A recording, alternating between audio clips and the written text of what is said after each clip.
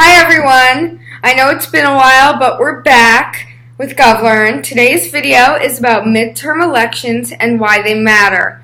For further questions about this class, please refer to the PDF attached at govlearn.org. So let's get started. You may be hearing a lot on the news about midterms and you may not know what that means. You might be thinking, another election? Why does it matter? I thought the next presidential election wasn't until 2020. Well, you're right. The next presidential election will be in 2020, but the midterms are not presidential elections.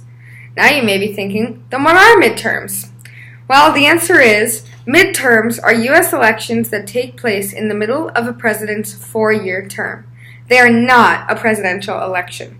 Instead of electing the president, they elect the entire House of Representatives, which has 435 members, who are elected every 2 years, and they elect a handful of Senate seats. This year there are 35 Senate seats up.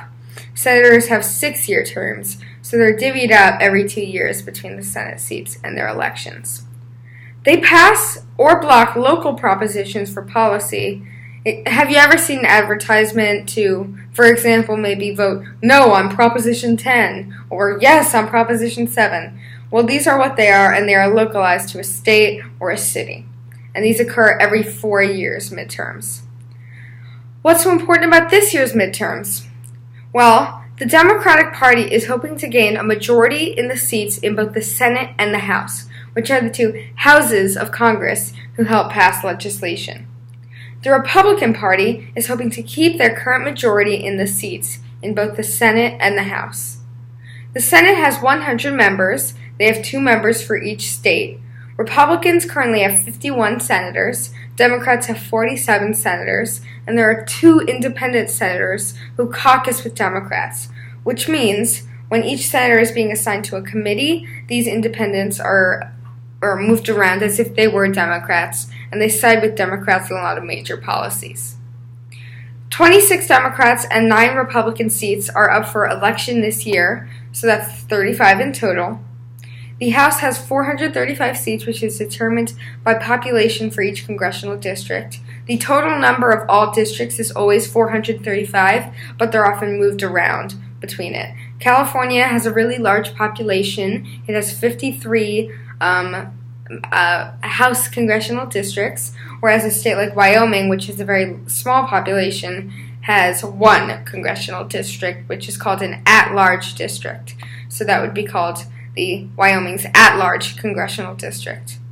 Democrats can flip seats from Republican to Democrat by winning those elections and putting a Democratic candidate in that seat. The Democrats need to win 23 seats to take control of the House, and they need to win 2 seats from the Republicans to take control of the Senate. If the houses of Congress split, there will most likely be a deadlock, which I'll get to, of legislation until 2020, when the entire House and more Senate seats are up for grabs, along with the presidency. If the Democrats take both houses, they can support their agenda and block Republican President Donald Trump's legislation. So back to what a deadlock means. For example, if the Democrats win the House and the Republicans keep the Senate, we will be entered into a deadlock period, which means all major legislation won't be able to go to the president for signing because both parties disagree on the issue. But, for example, building a bridge in some state like South Dakota will probably get through both houses to get to the president, but a major issue like gun control may not. So what seats are up this year? In the House, every single seat is up, whereas in the Senate, here we go. California, Washington, Nevada, Utah, Arizona, Montana, Wyoming, New Mexico, Texas, Nebraska, North Dakota, Minnesota, which has 2 seats up, Mississippi, which has 2 seats up, Missouri, Tennessee, Indiana, Wisconsin, Michigan, Florida, Ohio, Virginia, West Virginia, Pennsylvania, New York, Vermont, Maine, Massachusetts, Connecticut, Rhode Island, New Jersey, Delaware, and Maryland. Phew. Some seats in both houses are known Here's as... what I found on the web for Tennessee, Indiana, Wisconsin, Michigan, Florida, Ohio, Virginia, West Virginia, Pennsylvania, New York, Vermont, Maine, Massachusetts, Connecticut, Rhode Island, New Jersey, Delaware, and Maryland. Have a look. Thank you, Siri. Some seats in both houses are known as battleground seats, which means that either party could win and that they should be contests we keep an eye on. So, when are the midterms? They're actually this Tuesday on November 6th.